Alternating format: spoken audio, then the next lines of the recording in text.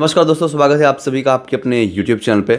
दोस्तों, आप सभी को मालूम होगा ड्रीम 11 को बैन हुए लगभग काफ़ी महीने बीत रहे हैं और इसी बीच पूरा IPL भी बीत गया और सुप्रीम कोर्ट में अभी भी जो मैटर है वो चल रहा है। दोस्तों, क्या इसका जो उपचार है वो क्या निकल कर आएगा? क्या भारत सरकार ये चाहती है कि दोबारा से मान लीजिए जो ड्रीम 11 जैसे चीज़ें हैं वो वापस से शुरू हो? तो ऐसे में आज की वीडियो आपके लिए बहुत ज़्यादा इंपॉर्टेंट है और आज की इसी वीडियो के अंदर मैं आपको बताने वाला हूँ कि आखिर में हमारे लिए जो ड्रीम 11 वो कब तक वापस आने की जो संभावना है वो आपको देखने को मिलेगी। अगर फिलहाल दोस्तों हाल फिलहाल की अगर 2-3 मैचों की बात किया जाए जो कि भी बड़े टूर्नामेंट हुए थे, उनमें आप सभी ने देखा होगा कि किस तरीके से हमारे लिए जो जो 1 करोड़ के जो टूर्नामेंट के प्राइस जो रखे गए थे वो आपको देखने को मिल रहे थे। परंतु दोस्तों वो कल परसों से फिर से वो सिस्टम बंद हो गया। फिर उसके पहले भी यहाँ पर हमारे लिए सब्सक्रिप्शन मोड लाया गया था जिसमें एडवर्टाइजमेंट और 10 टीम से ज़्यादा आप एडिट कर सकते हो। ये सारा कुछ कहीं ना कहीं एक तरीके से एक दूसरे के साथ जुड़ा हुआ है। जी हाँ, ऐसा मैं आपको क्यों कह रहा हूँ, ये वीडियो में आपको पूरे A to Z एक्सप्लेन करने वाला हूँ। तो सबसे पहले बात आती है ड्रीम 11 बैन होने के बाद से गवर्नमेंट ने यहाँ पर बोल दिया कि भाई जो भी स्किल बेस्ड गेम हो या जो भी जो प्रिडिक्ट वाले गेम हो वो अब ऑनलाइन नहीं चल सकते। उनके लिए आप सभी को बैन के प्रतिबंध लगाया जा रहा है क्योंकि इससे टेररिज्म आतंकवाद को बढ़ावा मिल रहा है। परंतु दोस्तों, अगर आतंकवाद को बढ़ावा मिल रहा है तो अभी भी आपको मालूम है कुछ ऐसे थर्ड पार्टी एप्लीकेशन जो है आपको हमारे और आपके बीच में देखने को मिल रहे हैं जो कि इसका एडवर्टाइजमेंट पे इंस्टाग्राम पे चलाया जा रहा है, इसका जो कैंपेन भी है वो भी रन कराया जा रहा है। पर दोस्तों, अगर बीच में ही बात आ जाती है अगर इससे आतंकवाद को बढ़ावा मिल रहा था तो हमारे लिए अभी तक इसको बैन किया क्यों नहीं गया है?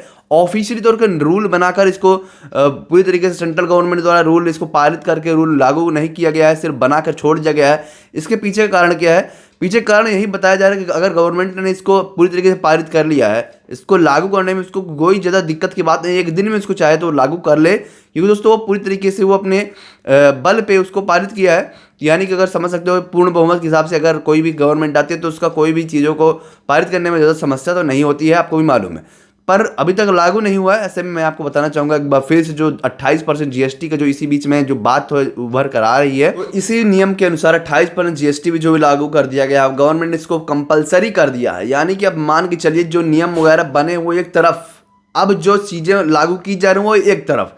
यानी कि जो नियम बन गए हैं उनका कोई मतलब नहीं है। अब जो नियम अब बनाए जा रहे हैं यानी कि कोई मतलब ही नहीं है, कोई नियम और कानून फर्जी का जो भी ऑनलाइन चल रहा था कुछ लोगों की, उससे अच्छी खासी कमाई भी हो रही थी, उसको भी बंद कर दिया गया। इसका रीज़न बताया गया कि काफ़ी सारे लोगों की इससे जो है आत्मघात हमला हो रहा है, उनके ऊपर खुद पे उनका स्ट्रेस पैदा हो रहा है, काफ़ी सारे लोगों का घर बर्बाद हो गया। ये सब चीज़ें देखिए, अगर इतनी बड़ी जनसंख्या वाला ये देश है तो ये सब चीज़ें भी उसमें होंगी कहीं ना कहीं। अगर अच्छी चीज़ें हो रही हैं तो वहाँ पर बुरी भी चीज़ें होती हैं। 101% कोई भी चीज़ का अगर बेनिफिट है तो उसका साइड इफेक्ट होगा। पर दोस्तों, साइड इफेक्ट होगा उसमें कुछ ना कुछ पाबंदी किया जाए ना। ऐसा तो नहीं है कि अगर आप ऑनलाइन गेमिंग को चालू कर दिए तो आप परमानेंट डेली लाखों लाख 2 लाख करोड़ रुपए जो भी आप खेल जाएं वो कोई बात नहीं। तो ऐसे में गवर्नमेंट द्वारा एक बार जो स्टेट गवर्नमेंट थी, इसमें मसला था कि जो बेनिफिट होता था वो स्टेट गवर्नमेंट को मिलता था। सेंट्रल गवर्नमेंट ने इसको रूल बनाया। यानी कि आप समझिए स्टेट गवर्नमेंट द्वारा ये जो भी चीज़ें थी उसको रेगुलेट किया जा रहा था और सेंट्रल गवर्नमेंट इसमें बीच में आकर एक नया नियम बनाती है। नियम बनाने के साथ ही साथ काफ़ी सारे कड़े नियम के साथ और इन गेमों को बैन कर देते जो स्किल बेस्ड गेम नहीं है, और जो स्किल बेस्ड गेम है उनको बोला गया कि भाई आपको अगर करना है तो फ्री में करिए अथवा इसको भी बंद कर दीजिए। तो इसी वजह से हमारे लिए जो ड्रीम 11 है वो फ्री में शुरू हुआ। अब शुरू होने के बाद दोस्तों अब हमारे लिए आने वाले दिनों में ड्रीम 11 क्या करता है, 1 लाख का प्राइस पूछ कर दिया है जिसकी मदद से आप सभी को 1 लाख, अभी हाल फिलहाल में 1 करोड़ थे पर उसको दोबारा से घटाकर 28% GST वाला जो मामला निकल कर आया, फिर से 1 लाख वाला सिस्टम जो है वो लागू कर दिया। जो कि पहले स्टार्टिंग में होता था वही नियम अब दोबारा से शुरू हो गया है। अब देखते हैं जो इनके सब्सक्रिप्शन प्लान थे वो भी बिल्कुल फेल ही समझ लीजिए, एकदम ख़त्म हो चुके हैं। और जिसके काफ़ी अच्छे खासे जो सब्सक्रिप्शन प्लान थे उसको कैंसिल कर दिया गया है ड्रीम 11 द्वारा।